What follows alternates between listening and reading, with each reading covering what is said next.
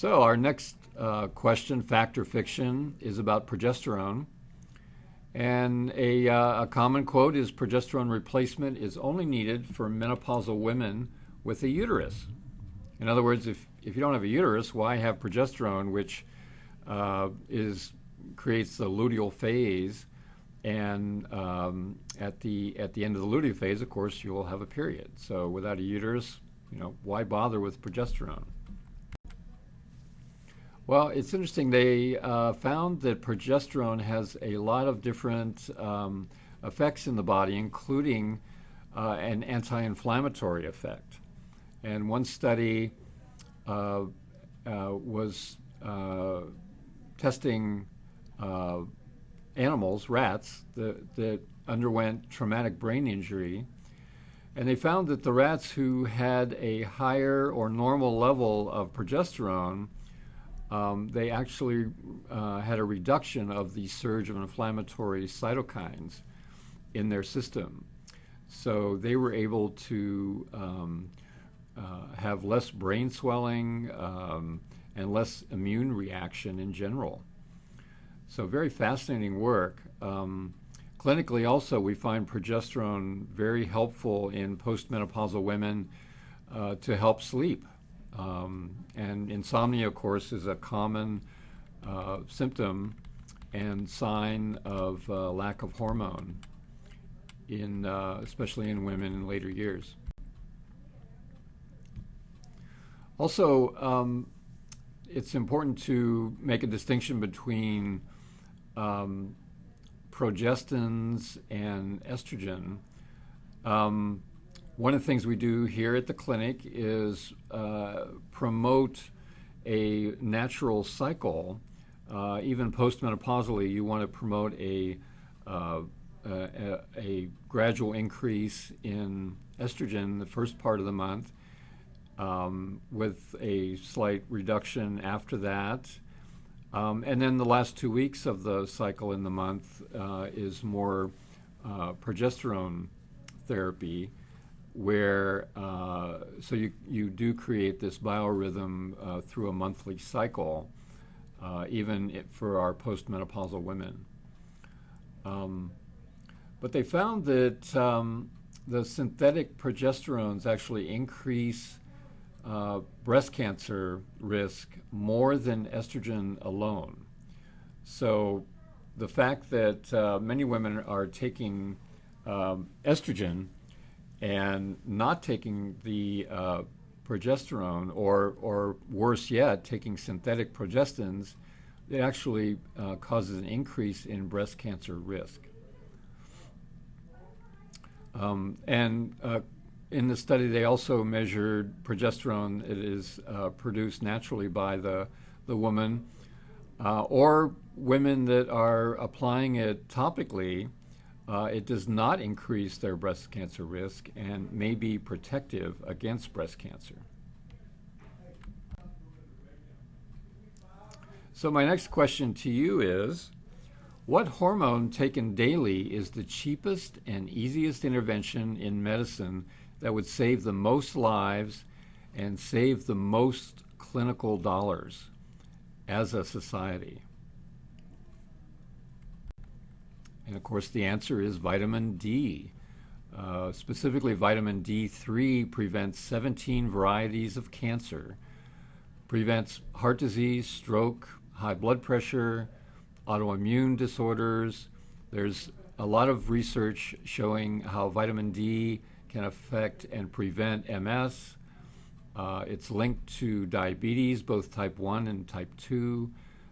It can also prevent depression, chronic pain syndromes, osteoarthritis, also osteopenia, periodontal disease, childhood bone health, of course, growth factors in children. It can also prevent flu and infectious disease, osteoporosis, muscle weakness. Every cell in the body has a vitamin D receptor. And clinically, we're finding vitamin D to be so important.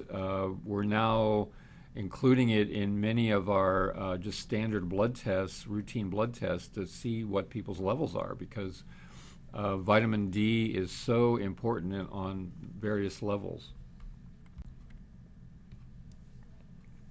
So there's a lot of debate on this question. Extreme care should be taken to avoid vitamin D toxicity. So what is vitamin D toxicity? Is there an upper limit, and where is that? And it used to be common knowledge that vitamin D taken 400 units a day is all you need, and that's basically it. So don't take any more than that because it can accumulate in your liver and be toxic. Finally, a research article that was published in the American Journal of Clinical Nutrition in 2007 and studied vitamin D was studied by the Food and Nutrition Board, and they recommended an upper limit of 2,000 units, which actually turns out to be very restrictive. The study, when you look at the details, they actually found no toxicity above 30,000 units a day, and no toxicity for blood levels under 200 nanograms per mil. So when you go to your physician and get your blood tested and they find your vitamin D levels, typically they'll try to promote that to a optimal level and say not go over 100. But there's actually no toxicity as long as your blood levels stay under 200 nanograms. The study recommends 10,000 units a day as an upper limit, but for safety reasons, they ended up suggesting at 2,000 would be a safer. And this is one of the common problems with the medical profession is they don't change very quickly despite the evidence. So now we're going to talk about testosterone. And a very common myth here that testosterone causes prostate cancer to grow. So, of course, when you're in your 50s, 60s, 70s, you're showing signs of prostate enlargement, taking testosterone can potentially aggravate the prostate turning into cancer cells. Now, is this fact or fiction? So a great study that was done in 2006, Testosterone and Prostate Cancer, a historical perspective on a modern myth. There were actually no reports of prostate cancer in men treated with testosterone after their radical prostatectomy. So, in other words, men who had a history of prostate cancer who potentially could have some stray cells circulating despite their prostate being removed were put on testosterone, and there was no growth of prostate cancer using testosterone therapy. The study went on to report there was no relationship between testosterone, DHT, which can be a more aggravating form of testosterone for men, or estradiol as in any relation to prostate cancer growth. Another study that was done in 2008, which studied almost 10,000 men, 3,800 men with prostate cancer with 6,400 controls. There was absolutely no association found between the risk of prostate cancer and all the following hormones: testosterone, free testosterone, DHEA, androstenedione, androstenediol, estradiol, and free estradiol. And the conclusion here, which is very powerful and very convincing, in men, testosterone concentrations are inversely related to mortality due to cardiovascular disease and all causes, including cancer. huge refuting of a common myth that testosterone can actually help to prevent death from all causes. So testosterone is one of those things that helps you keep your muscle mass, helps prevent cardiovascular disease and stroke and Alzheimer's and also maintains adequate circulation. And now let's talk about growth hormone. Growth hormone has quite a bit of debate going on about it right now. The common wisdom, conventional wisdom, is that growth hormone deficiency can only occur in children. So obviously, if you're grown up, you've produced plenty of growth hormone and you don't need any once you've grown up.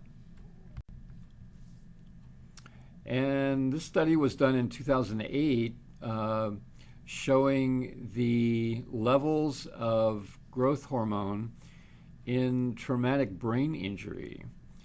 And really interesting study. They found that persons who had undergone a traumatic brain injury actually had a dramatic reduction in other hormones throughout the body. And this can be linked to also a lower level of growth hormone. The study showed that 80% of these patients had a reduction of gonadal hormone deficiency. I'm sorry, they had a gonadal hormone loss, a reduction up to 80%. 18% showed growth hormone deficiency. 16% showed an adrenal corticoid deficiency, and 25% showed some type of pituitary hormone deficiency. So very fascinating work. In other words, and traumatic brain injury can be even as small as a very mild, non-reported car accident that a person may not experience much trauma initially in the first 24 to 48 hours, but over the long run, the reduction in hormones can be quite dramatic.